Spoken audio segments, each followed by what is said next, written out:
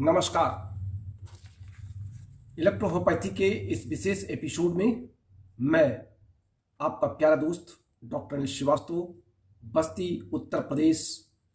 राम की नगरी अयोध्या से बस 20 किलोमीटर दूरी से आपको संबोधित कर रहा हूं। हम बात करते हैं, देश हमारा 75 साल आज़ादी के पूरे कर चुका। हम इसी आज़ादी के दौरान 1947 से 2022 तक इलेक्ट्रोहोम्योपैथी के इस इतिहास को खींच लाए। हमने आज़ादी पाई तो विभिन्न चिकित्सा पद्धतियों को अपनाया गया, लेकिन इलेक्ट्रोहोम्योपैथी आज भी 75 वर्ष से केवल ऑक्सीजन पर चल रही है। कारण भी बहुत स्पष्ट है, लेकिन उस कारण को हमारे सीनियर अपने गले के नीचे उतारते तो हैं, लेकिन आंखों से और मुंह से उसको व्यक्त नहीं करते। बहुत कष्ट होता है कि एक लंबी समय सीमा बीतती जा रही है और इलेक्ट्रोहोम्योपैथी के चमत्कार को आंख बंद करके लोग बैठे हुए हैं, उसके चमत्कार को समझ नहीं पा रहे हैं। अभी मेरे पास एक बुक थी, मैं पढ़ रहा था, जो कि मैं खाली समय में पढ़ता भी रहता हूँ। एक्सपीरियंस विद इलेक्ट्रोहोम्योपैथी, व्हाइटमी की ये बुक है। ये SI व्हाइटमी या FRCH इलेक्ट्रोहोम्योपैथी से हैं और ये इन्होंने अपनी मैं थोड़ा सा पढ़ देता हूँ। During a great part of the year 1889 to 1890 my normal condition was sorrow of hurt seeing beloved companion of my life declining daily in the grip that failed disease. I sought on her behalf best available medical skill, but as is usual in the case of consumption, medical men were important to heal and could do little, even the check of progress of the disease. बहुत लंबी इन्होंने अपनी introduction में लिखा और अंत में ये इलेक्ट्रोहोम्योपैथी के बारे में इन्होंने अपने अनुभव लिखे। और इन्होंने, मैं पढ़ रहा था आज खाली समय में, कि हिमरोज पर, एलिफेंटाइटिस पर, डायरिया पर, फीवर पर इन्होंने अपने जो अनुभव दिए, ये सारे अनुभवों में इन्होंने लिखा कि जब मैंने D1 की मेडिसिन का इस्तेमाल किया तो मुझे रोग में सफलता नहीं मिली, मैंने D2 का इस्तेमाल किया तो मुझे रोग में सफलता नहीं मिली, लेकिन जब मैंने D3 से रोगी को दवा दिया, इन्होंने लिखा है कि एक पैर का सूजन, जिसको आप हाथी पाँव कहते हैं या फील पाँव कहते हैं, सूज जाता है, उस तरह का रोगी जो 10 साल से पीड़ित था, और इन्होंने S5 की 10 बूंदें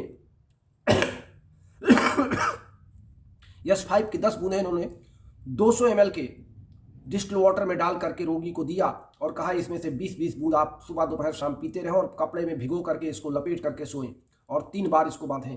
और ये इन्होंने लिखा आगे अपने एक्सपीरियंस में कि मुझे बड़ा आश्चर्य हुआ कि 10 दिन बाद वो रोगी जो कभी जूते नहीं पहन पाता था, उसने जूते पहन लिए और बहुत प्रसन्न था। इन्होंने एक और कहानी लिखी, एक महारानी थी फ्रांस की,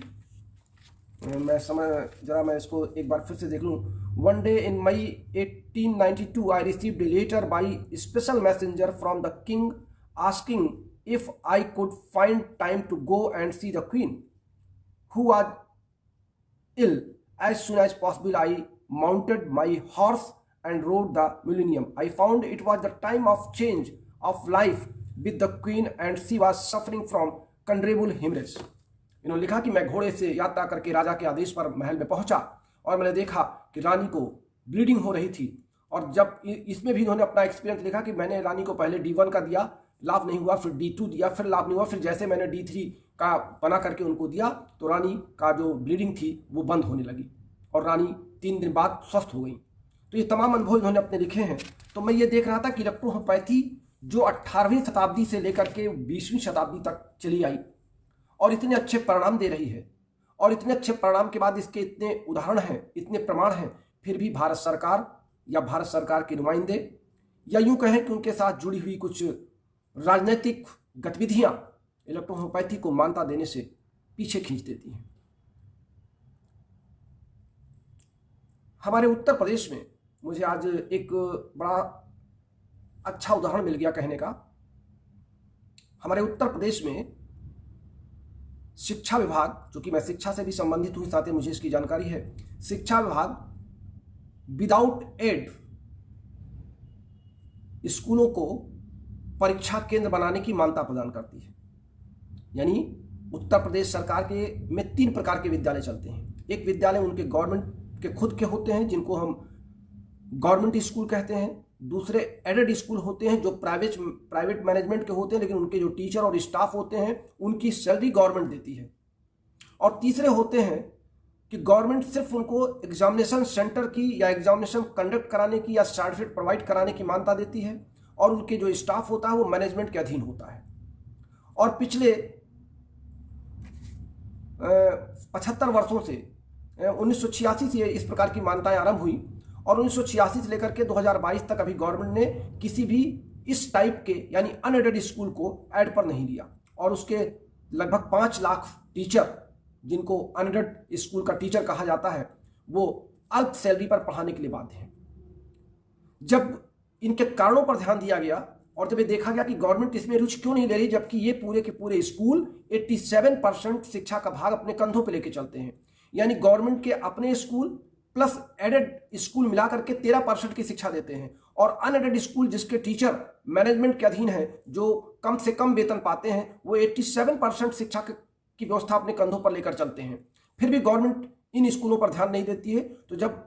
मैंने भी इस पर विश्लेषण किया, मनन किया, चिंतन किया, चूंकि मैं शिक्षा विभाग से भी संबंधित हूं, तो मैंने देखा कि इसका प्रमुख कारण क्या है कि जितने बड़े बड़े पॉलिटिशियन हैं उनके 10 से लेकर के 20-20 बड़े बड़े अच्छे कॉलेज चलते हैं जहां से उनको अच्छे खासे रकम और डोनेशन प्राप्त होता है, तो वो ये क्यों चाहेंगे कि उनका स्कूल गवर्नमेंट एडेड हो जाए, तो उनके टीचर गवर्नमेंट सैलरी पर आ जाए, तो हमारे कहने के लिए हमारी इनकम बंद हो जाए। यानी मेरे कहने का मतलब आप समझ रहे हैं कि जहां पर किसी का निजी स्वार्थ छिपा होता है और एक कम्युनिटी, एक बहुत बड़ा समुदाय उसके साथ हो जाता है, तमाम ऐसे पॉलिटिशियन, तमाम ऐसे बिजनेसमैन जिनके हजारों स्कूल हैं पूरे उत्तर प्रदेश में, और वो स्कूल अगर गवर्नमेंट अपने ऐड पर दे देगी तो फिर उनका नुकसान होने लगेगा। इस नाते वो गवर्नमेंट पर प्रेशर देते हैं और झुलाए रखते हैं, तमाम तरह के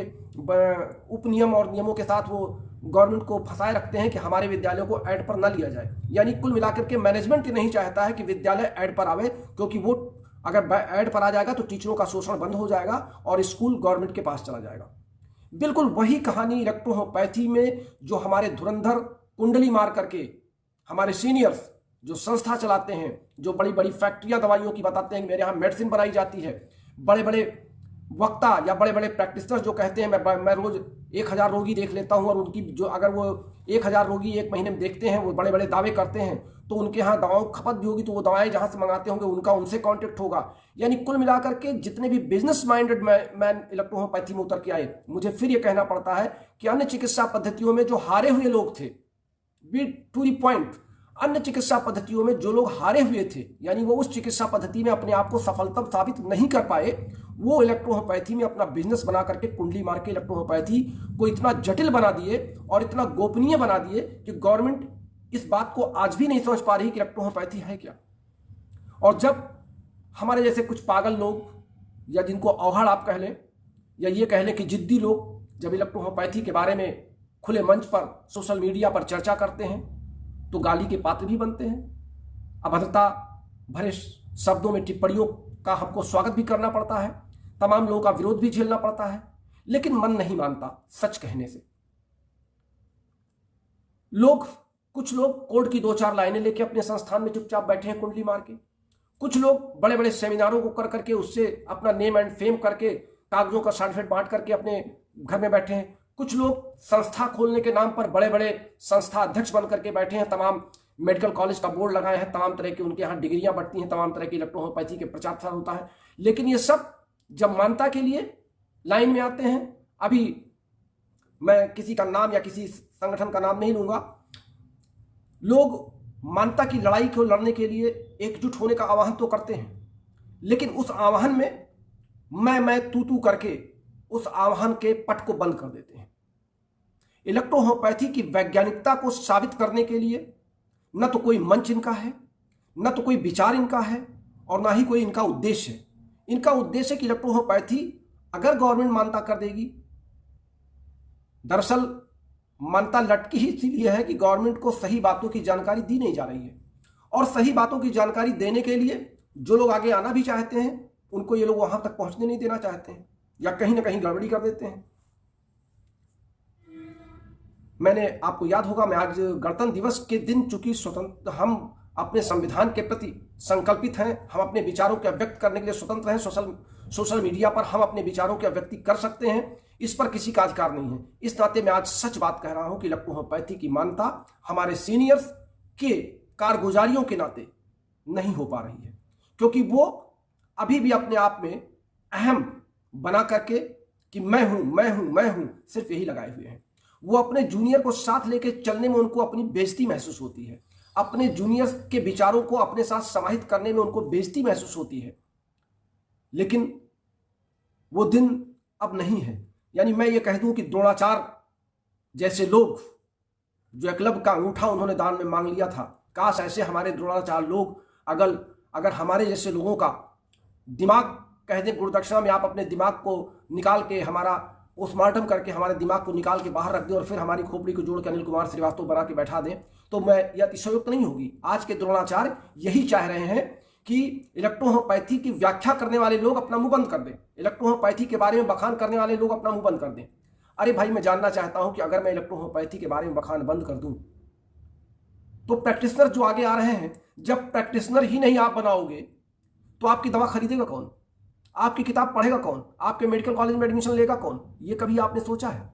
अगर मैं प्रैक्टिशनर नहीं बनाऊंगा तो मेरी किताब जो मैंने लिखा और जो मैं लिख रहा हूं उसको लेगा कौन? किसको जरूरत होगी उसकी? इसलिए मान्यता लेने के लिए आपको सच स्वीकारना होगा, सच के साथ आगे बढ़ना होगा, और सच जानने के लिए सच वालों को साथ लेके चलना होगा। मैं ये नहीं कहता कि आप अनिल श्रीवास्तव को ले चल के कमेटी के सामने बहस में रख दीजिए। आप अनिल श्रीवास्तव से भी अच्छे एक्सपर्ट ढूंढिए, उनका स्वागत कीजिए, उनके विचारों को ले जाकर के वहां करिए। लेकिन आप तो यहाँ ये ढूंढते हैं कि अनिल श्रीवास्तव कभी दिल्ली आ जाए तो इनको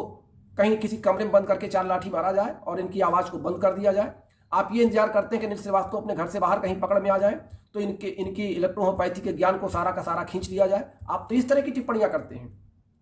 आप ये भी नहीं देखते हैं कि इलेक्ट्रो होम्योपैथी के 17 अप्रैल 2020 से, मैं तो सीधे कहता हूं कि जो लोग अब क्लास ले रहे हैं, जो लोग अब इलेक्ट्रो होम्योपैथी के एक्सपर्ट बन रहे हैं, उनको तो चुल्लू भर पानी में डूब मरना चाहिए। वो 17 अप्रैल 2020 के पहले सोशल मीडिया पे क्यों नहीं आए? और अगर इससे अनिल श्रीवास्तव को जाता है तो अनिल श्रीवास्तव के विचारों को सरकार तक पहुंचाने का दायित्व भी उन्हीं लोगों का है जो लोग मेरा विरोध करते हैं। मैं उन्हीं लोगों को इंगित कर रहा हूं सीधे कि जो लोग डॉक्टर अनिल श्रीवास्तव के विचारों का विरोध करते हैं, आज दिन वो शपथ लें कि सच्चे मन से वो मेरे विचारों को सरकार तक पहुंचाने का दायित्व निर्वहन करेंगे। और अगर ऐसा वो नहीं करते हैं तो वास्तव में वो द्रोणाचार्य ही कहे जाएंगे, जिसने वही द्रोणाचार्य जिन्होंने एकलव्य की अंगूठे को काट के अपने पास ले लिया था, और उस एकलव्य को आज तक कोई धुरंधर कह नहीं पाया कि धनुर्धर था, बहुत धनुर्धर था। मेरे भाइयों, इलेक्ट्रो होम्योपैथी के चाहने वालों, आज मैं आपसे निवेदन करता हूं कि इलेक्ट्रो होम्योपैथी की आवाज को समझने के लिए, जानने के लिए एक अच्छे विचारों का मंच बनाइए और सबको सम्मान के साथ, प्रेम के साथ, सहानुभूति के साथ उनके विचारों को सुनिए। मैंने आपसे पहले भी कहा था कि ये कोई जरूरी नहीं कि मैं अपने एंजाइम थ्योरी को आपके ऊपर थोप रहा हूं। आप समझने का प्रयास करें कि मैं कहना क्या चाहता हूं, मैं बताना क्या चाहता हूं और मैं प्रमाणित क्या करना चाहता हूं। जैसे मैंने हीमोफीलिया के एग्जाम्पल में आपको बताया कि हीमोफीलिया का रोग केवल एंजाइम्स ही ठीक करता है और वो एंजाइम्स हमारी होम्योपैथी की दवाइयों में है। इसी तरीके के कैंसर में भी जो फैक्टर हैं वो एंजाइम्स के ही फैक्टर होते हैं, जो मृत कोशिकाओं को जीवित करने के लिए, उनको एक्टिवेट करने के लिए होते हैं, वो भी एंजाइम्स ही होते हैं। अब आप उसका नाम कुछ भी दे दें, जितने भी प्रकार की अव्यवस्थाएं हमारे शरीर में आती हैं वो एंजाइम्स की क्रियाविधि के अव्यवस्थित होने से ही होती हैं, और वो हम प्लांट के एंडो एंजाइम से प्राप्त करके बॉडी में इंजेक्ट करते हैं, बॉडी में पहुंचाते हैं या बॉडी के नर्व्स में पहुंचाते हैं, और तब जाकर के वो दवाएं हमारे शरीर को स्वस्थ करती हैं। हमारे एक सज्जन का एक वीडियो, एक आर्टिकल आया था कि लोग होम्योस्टैटिस की बात करते हैं, होम्योस्टैटिस का डिटेल नहीं देते हैं। अब आज मेरे पास समय की कमी, हालांकि मैंने होम्योस्टैटिस पर कई बार डिटेल दिया है, लेकिन नेक्स्ट क्लास मेरा होम्योस्टैटिस पर ही केवल एक शब्द पर ही रहेगा। बहुत दिन बाद मुझे फिर कुछ कहने का मन हुआ कि आपसे अपनी भावनाओं को शेयर करूं, इसको अन्यथा न लें, और मैं अगर किसी को बुरा लगा हो तो मैं एक बार पुनः इसी पर क्षमा मांग लेता हूं। मेरा किसी को चोट पहुंचाने का कोई उद्देश्य नहीं है, मेरा किसी के आगे अपने आप को बढ़ा करके या अपने अहंकार को साबित करने का मन नहीं है। मेरा एक ही उद्देश्य है कि इलेक्ट्रो होम्योपैथी प्रगति करे, प्रसार और प्रसार इसका बढ़े, हमारे देश में नंबर ऑफ प्रैक्टिशनर्स बढ़े, जिससे दवाओं की खपत बढ़े और इलेक्ट्रो होम्योपैथी में रोगियों की सेवा की जा सके। एक सस्ती सुलभ हम एक तरफ कहते हैं कि सस्ती और सुलभ है और दूसरी तरफ हम रोगी से 70,000 80,000 रुपए एक सप्ताह का चार्ज करते हैं। हम कैसे इसको सस्ती और सुलभ कहते हैं? हम कहते हैं बहुत ही आसान है, बहुत ही अच्छी है, देश के गरीब की हम सेवा करेंगे, और आप तुरंत कहते हैं कि लाइए 5600 रुपए की 30 ml की शीशी ले लीजिए। अभी एक कल मेरे पास व्हाट्सएप पे आया जिस पे लिखा था एक 15 ml की शीशी थी और उस पर दाम छपा था 2850 रुपए। अब एक गांव का व्यक्ति जो अगर वो विभिन्न चिकित्सा पद्धतियों में, एलोपैथी में या आयुर्वेद में, होम्योपैथ में उसके पास दवा कराने की क्षमता होती तो शायद वहां पहले गया होता और जाता भी है। लेकिन जब बेचारा अपने आर्थिक स्थिति से हार थक जाता है तब आपको भी आजमाना चाहता है, और आप आते ही अपने आप को इतने बड़े एक्सपर्ट बन जाए कि आप कहें 70,000 रुपया जमा कीजिए, 40,000 रुपया जमा कीजिए, 50,000 रुपया जमा कीजिए और 10 दिन की दवा ले जाइए। तो हम इस बात को कैसे साबित कर सकते हैं कि बहुत सस्ती चिकित्सा पद्धति है? जब हम ये जानते हैं कि इलेक्ट्रोहोम्योपैथी की दवाइयों की कीमत कितनी हो सकती है, उसके बनाने की लागत कितनी हो सकती है, तो आप एक्सपर्ट के नाम पे एक नॉमिनल चार्ज रखिए जो देने वाला दे सके। जैसे हमारे किताब पर लोगों ने कमेंट किया कि आपने 1650 रुपए किताब बहुत महंगी कर दी, तो मुझे लगा कि हो सकता है मुझसे गलती हुई हो। लेकिन जब मैंने कंपैरिजन किया तो मैंने देखा 36 पेज, 48 पेज और 100 पेज की किताबें 5-5 हजार रुपए में उसी दिल्ली में बेची गई और गवर्नमेंट ऑफ इंडिया को भी वो किताबें भेजी गई मेरे पास। तो फिर मेरे साथ, चूंकि मेरा नेटवर्क अभी पूरे देश में इतना ज्यादा हो गया, पिछले दिनों से आप देख ही रहे हैं कि पूरे देश में मुझे लोग कॉल कर रहे हैं, लोग मुझे चाहने वालों की संख्या बढ़ रही है, तो मेरा नेटवर्क इतना तेज हो गया कि मेरे नेटवर्क पर जैसे यह संदेश गया कि क्या मेरी किताब महंगी है, तो लोगों ने भेजना शुरू किया आपकी किताब इन पुस्तकों की कंपेरिजन में बहुत सस्ती है, और आपने जो पेज लगाया है, जो उसका वेट लगाया है, जो पेज के कवर लगाए हैं, उसके आधार पर आपकी किताब का मूल्य बहुत ही कम है। लेकिन फिर भी मैंने प्रैक्टिस ऑफ मेडिसिन जो मेरी कंप्लीट होने जा रही है और अगले महीने वो प्रेस में जा रही है, हालांकि हमारे कुछ साथी बड़े उतावले हैं कि इनकी प्रैक्टिस ऑफ मेडिसिन विलंब से आ रही है, मैं उनको बताना चाहता हूं विलंब से नहीं आ रही है। पिछले 11 जनवरी को मैंने अपनी पहली पुस्तक लॉन्च की थी। इस 11 जनवरी को मिला के 1 वर्ष हुआ है, और 1 वर्ष में आप 2 किताबें एक लेखक से कैसे अपेक्षा कर सकते हैं? मेरे पास अपने भी कुछ निजी कार्य हैं, मेरी सर्विस है, प्रैक्टिस है, घर परिवार है, उसके बाद कुछ मनोरंजन का समय, कुछ अपने घरेलू कार्यों को संपादित करने का समय, और उसके बाद फिर पुस्तक लिखने का या किताब लिखने का समय मैं निकालता हूं। तो स्वाभाविक है कि 1 साल में हम लगातार आपको 2 किताबें इतनी जल्दी नहीं दे पाएंगे, लेकिन फिर भी मेरा प्रयास है कि मैं अन्य लेखकों की अपेक्षा आपके समक्ष अपनी practice of medicine in electrohomeopathy बहुत जल्द आपके बीच में लाने वाला हूं। और इस बार जो कि आप सब ने कहा कि पेज थोड़े से हल्के कीजिए, तो पेज मैं हल्के करूंगा, तो स्वाभाविक है कि कुछ मूल्य भी उसका कम हो जाएगा अगर पेज हल्के होंगे। लेकिन एक बहुत बड़े समारोह में मैं इस पुस्तक को लॉन्च करने का उपक्रम बना रहा हूं। एक बहुत अच्छा एनजीओ मुझसे लगातार संपर्क में है, और लखनऊ में संभवतः किसी भव्य समारोह में मेरी पुस्तक का विमोचन एक अच्छे वातावरण में किया जाएगा। फिलहाल अभी ये भविष्य के गर्त में है, लेकिन मैं आप सबसे एक बार पुनः अनुरोध करूंगा, निवेदन करूंगा कि इलेक्ट्रोहोम्योपैथी की मान्यता के लिए वर्ष 2022 निरर्थक न जाने दें, इसको सार्थक बनाएं, और सार्थक बनाने में जहां भी मेरी आवश्यकता आपको महसूस हो तो मैं अपने लिए आपको समय देने के लिए तैयार हूं। लेकिन अगर मेरी आवश्यकता आपको ना भी हो, मेरे विचार आप तक पहुंची हो, मेरी पुस्तक आप तक पहुंची हो, आप वही विचार लेकर के उसी में से समरी करके या अन्य लोगों के द्वारा लेकर के कुछ भी करें, लेकिन आप जहां पर हैं उससे आगे बढ़ें। इन्हीं शुभकामनाओं के साथ इजाजत दीजिए। नमस्कार।